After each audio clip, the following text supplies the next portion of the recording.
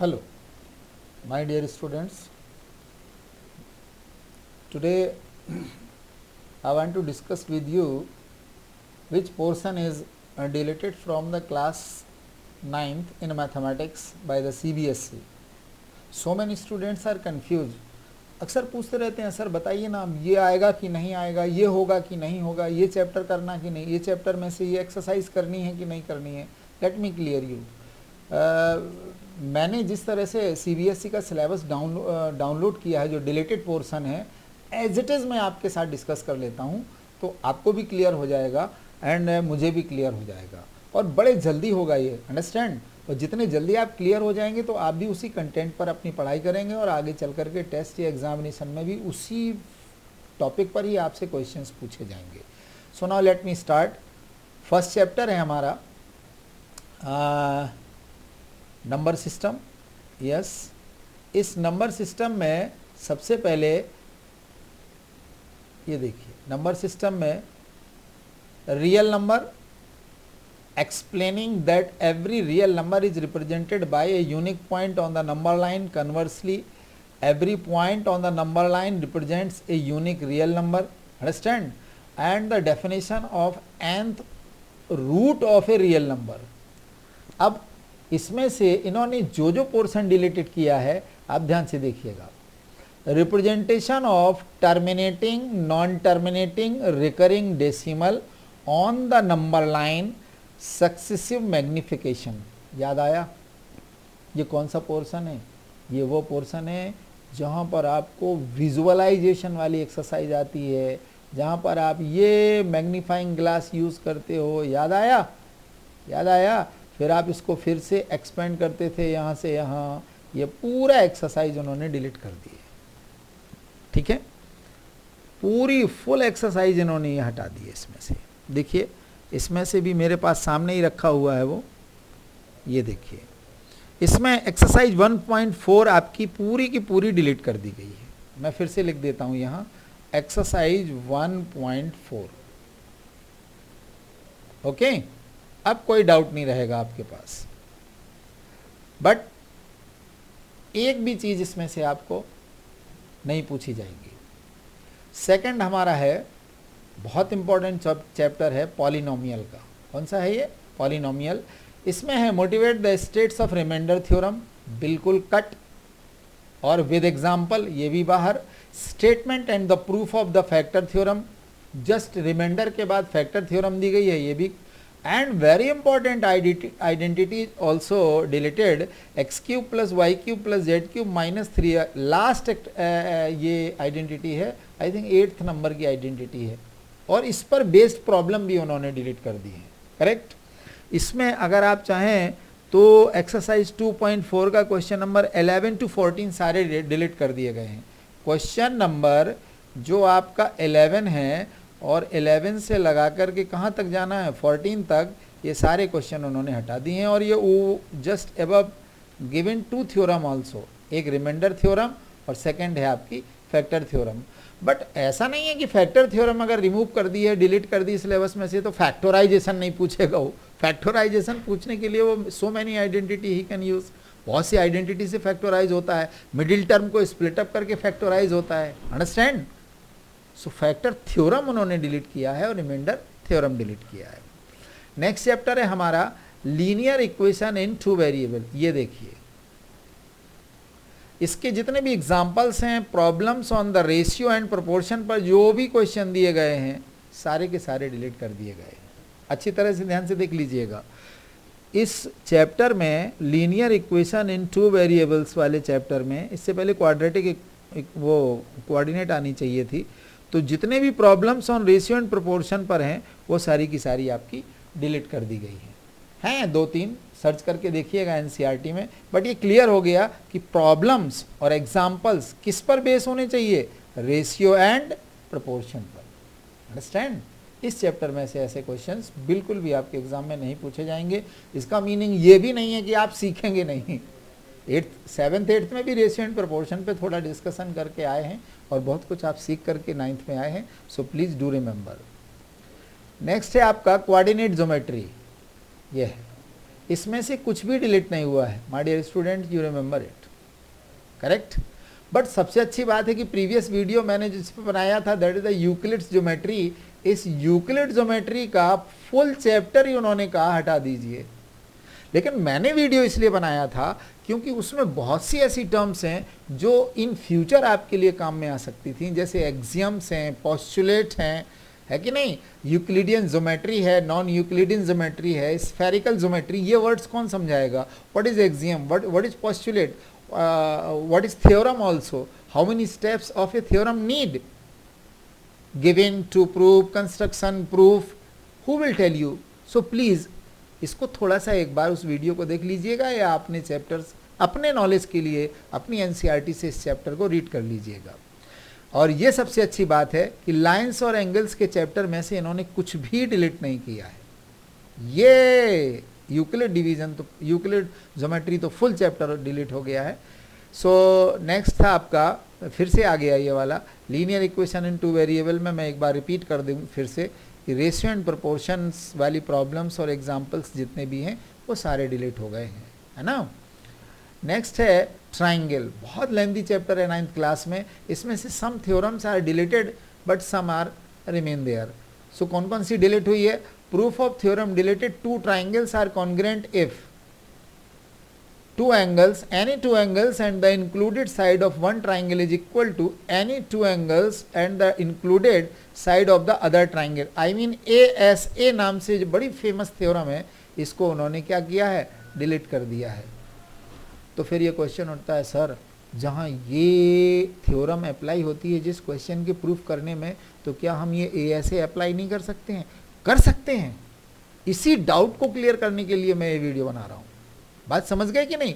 If two corresponding angle and their included side is equal with the other triangle, then two triangles are congruent. अगर किसी question में आते हैं, you may apply, but ये theorem prove करने के लिए पहले आती थी कि प्रूव दिस थ्योरम, अब नहीं आएगी। ओके, सेकेंड है एक लास्ट एक्सरसाइज जो अक्सर बच्चों के लिए बड़ी प्रॉब्लमेटिक होती थी, जिसे हम लोग बोलते थे इनइक्वालिटीज वाला। तो टॉपिक इसमें से क्या निकाला है? Triangle inequalities and relation between angle and facing side inequalities in the triangle.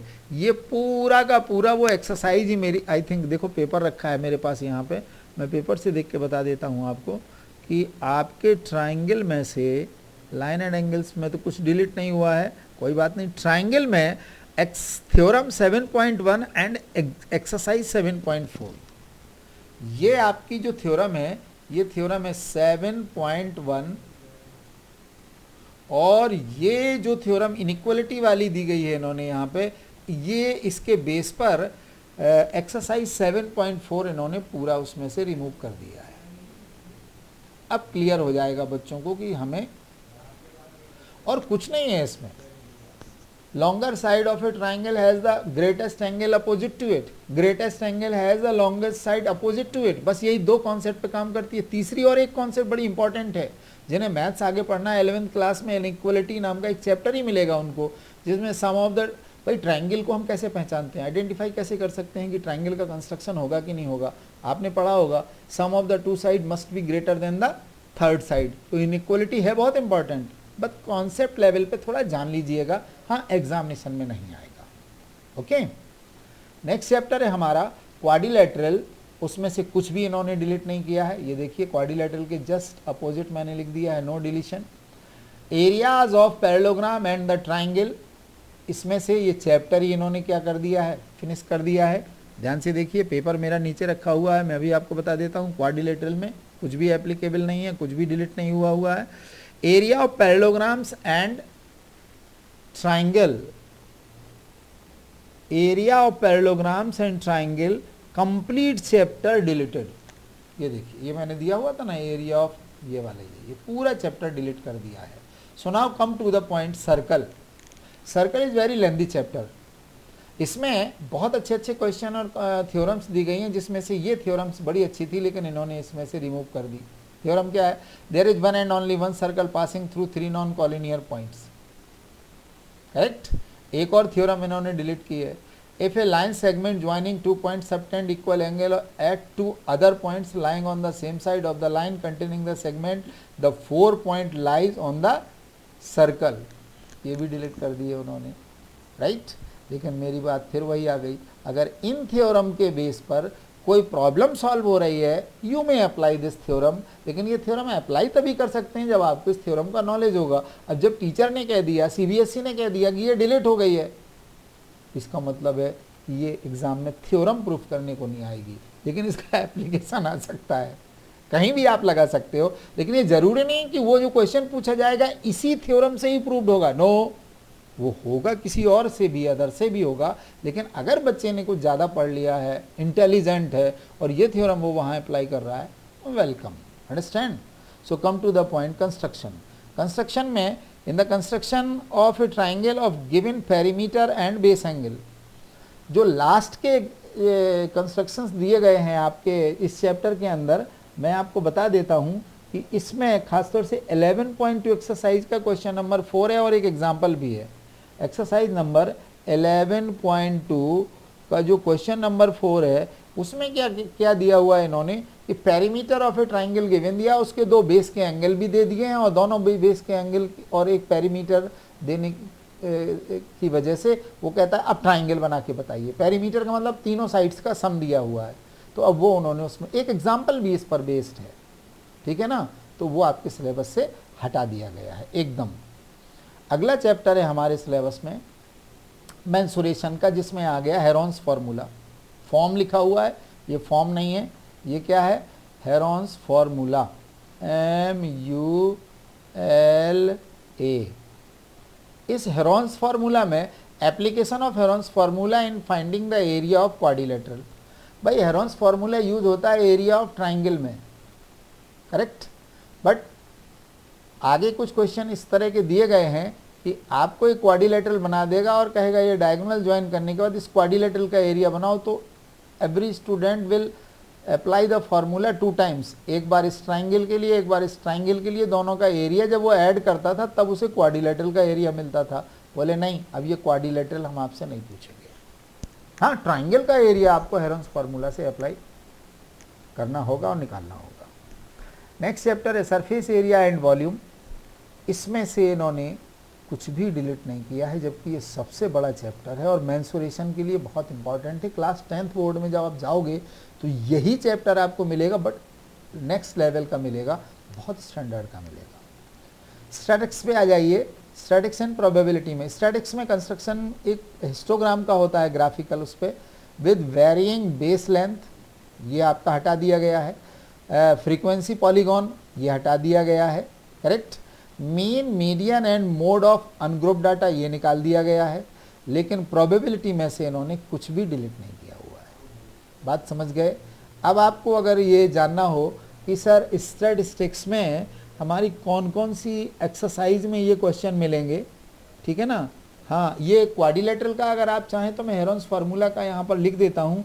Exercise 12.2 में 3 क्वेश्चन हैं जिसमें उन्होंने पूछा है 12.2 में क्वेश्चन नंबर 1 to 9, 1, 2 and 9, ये 12.2 एक्सरसाइज का ये क्वेश्चन है।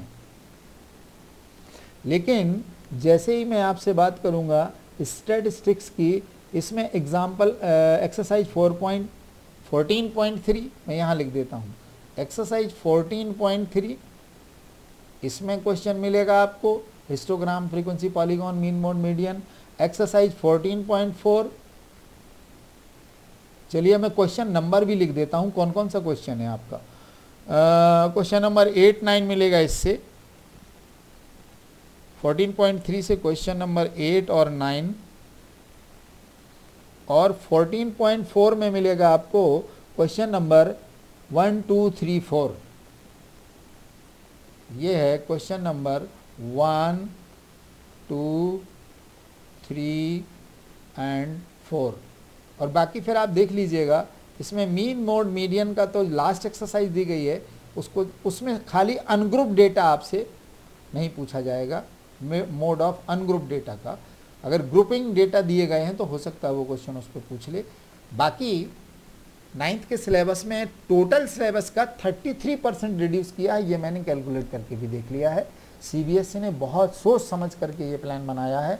My dear students, so go through this अच्छी तरह से मेरी बात आप सुनिए, समझिए। जब भी कभी आपका नया चैप्टर स्टार्ट हो तो एक बार ये वीडियो निकाल करके ज़रूर देख लीजिएगा। आपको कुछ भी नहीं करना पड़ेगा, ना कहीं कुछ रखना है, ना कहीं कुछ लिखना है कि कैसा क्या है। इस वीडियो को अपने पास दिमाग में रखिएगा, नहीं तो नेट पे जाके सर्च करिएगा, आपको फुल इन्फॉर्मेशन मिलेगी कि 9th क्लास मैथमेटिक्स में CBSE ने जो 33% सिलेबस रिमूव किया है या डिलीट किया है, बाकी रिमेनिंग पोर्शन कौन कौन से हैं, इनको छोड़ के जो बचा है आपकी बुक में वो सब आपको पढ़ना है।